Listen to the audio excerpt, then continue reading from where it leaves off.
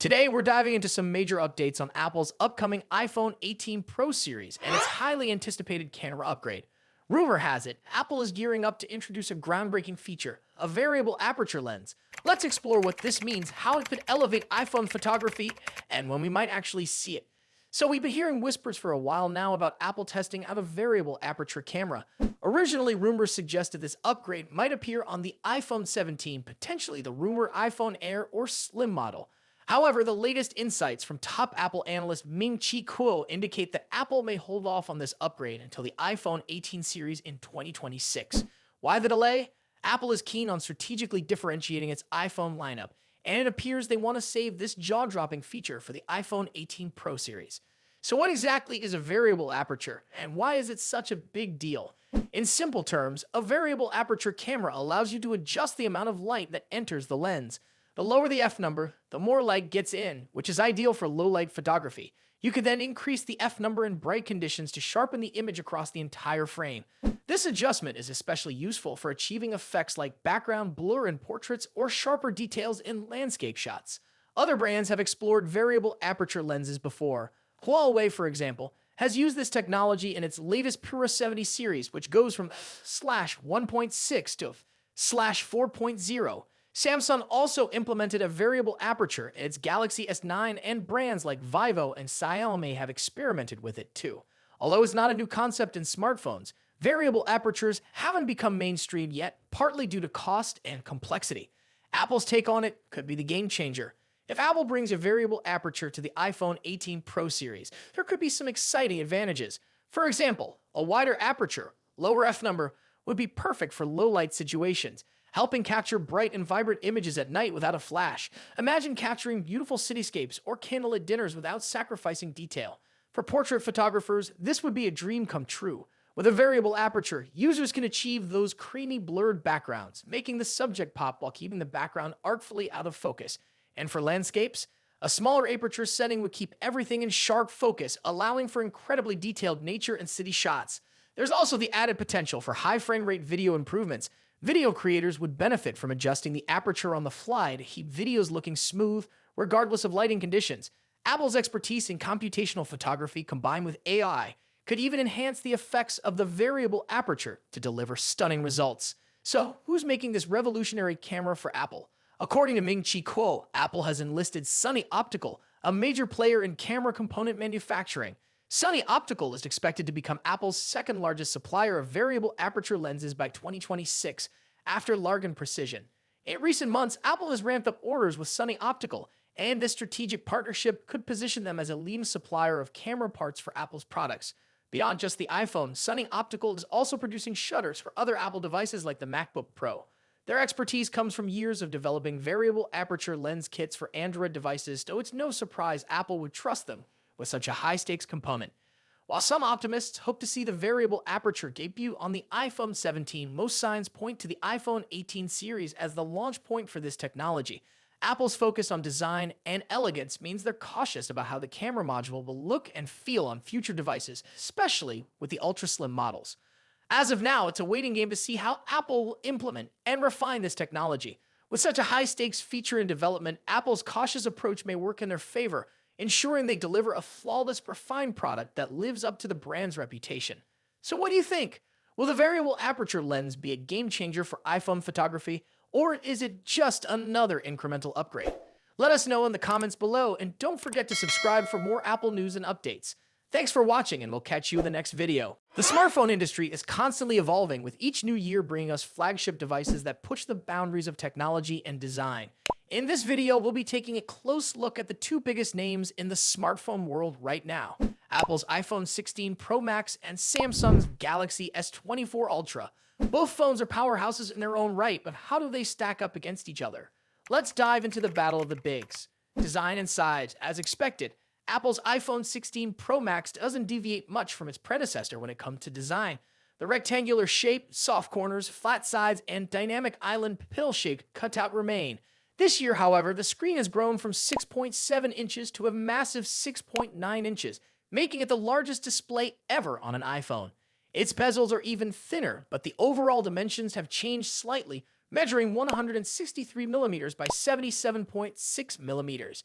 In comparison, the Galaxy S24 Ultra is slightly smaller at 162.3 millimeters in height, but a bit wider at 79 millimeters, making it easier to handle for users who love to use the S Pen for sketching or taking notes.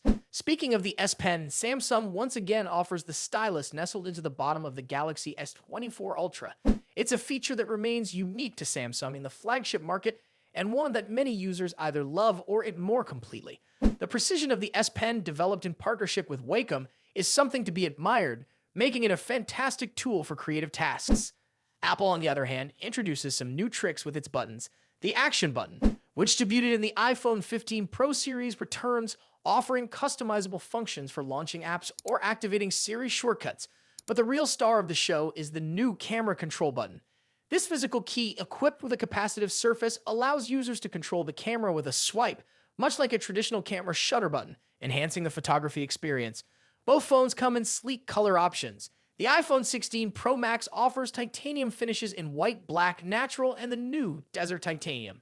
Meanwhile, Samsung gives users a broader selection with titanium violet, yellow, black, and gray, and 3 exclusive colors if you order directly from Samsung's website. Display differences. When it comes to display, both phones boast impressive technology. The iPhone 16 Pro Max features a 6.9-inch OLED panel with a 120Hz refresh rate and an always-on display that can drop its refresh rate to just 1 Hz, keeping your wallpaper or photos visible even when the phone is asleep. Samsung's Galaxy S24 Ultra comes equipped with its signature AMOLED screen, also featuring a 120Hz refresh rate and an always-on display. However, Samsung has a slight edge here with its anti-reflective coating, which makes the screen much easier to see outdoors. In contrast, the iPhone struggles with reflections in bright sunlight despite its high brightness. Color accuracy is another area where the two phones differ slightly. The iPhone's display leans towards a yellowish hue, while the Galaxy has a bit of a teal tint. But with both phones offering blue light filters and adaptive color calibration, these differences are minimal in day-to-day use.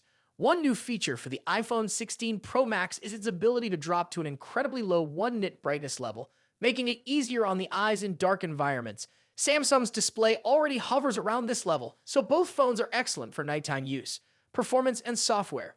Under the hood, the iPhone 16 Pro Max is powered by Apple's latest A18 Pro chip, built on a second-gen 3nm process by TSMC. This cutting-edge chip brings significant improvements in performance and efficiency, particularly when it comes to handling heavy tasks like gaming and AI-driven processes. Apple has also focused on better heat dissipation, addressing the overheating issues that plagued the A17 Pro chip. The Galaxy S24 Ultra, on the other hand, is powered by the Qualcomm Snapdragon 8 Gen 3, specifically tuned for Samsung devices. While both chips are incredibly powerful, benchmarks show that Apple's A18 Pro takes the lead in CPU performance.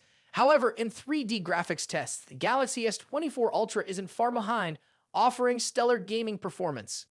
Both Apple and Samsung are pushing into the realm of AI, with dedicated NPU cores to handle AI tasks. The iPhone 16 Pro Max comes with Apple Intelligence, which will roll out new features gradually, while the Galaxy S24 Ultra already boasts AI-powered features like live translation, generative image editing, and transcript summaries.